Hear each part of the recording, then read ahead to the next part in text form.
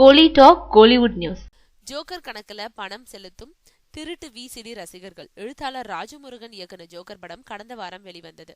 மீடியாக்களோட பாராட்டுகளோட பெரும் வரவேற்பை பெற்றிருக்கும் இந்த படத்தோட திருட்டு விசிடிக்கள் ரிலீஸ் ஆன மறுநாளே விற்பனைக்கு வந்துருச்சு.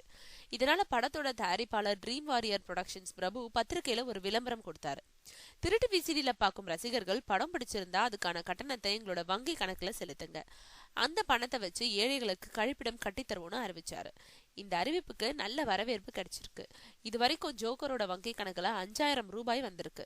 தொடர்ந்து வந்துகிட்டு இருக்கு. சூப்பர் ஸ்டார் ரஜினி ஜோக்கர் படம் பார்த்தேன், ரொம்பவும் பிடிச்சிருந்தது, நல்ல படம் எடுத்திருக்கீங்க, ரொம்ப சந்தோஷம், இந்த மாதிரியான கதையம்சம் கொண்ட படத்தை தயாரிக்க துணிச்சல் வேணும், உங்களோட துணிச்சலை பாராட்டுறேன்னு தயாரிப்பாளர் பிரபு கிட்ட தெரிவிச்சிருக்காரு. அரசியல் கட்சி தலைவர்கள், சமூக ஆர்வலர்கள் ஜோக்கருக்கு பாராட்டுக்கள் தெரிவிச்சிருக்கிறதுனால ஆரம்பத்துல டல் அடிச்ச ஜோக்கரோட வசூல் இப்போ ஏறுமுகத்துல இருக்கு.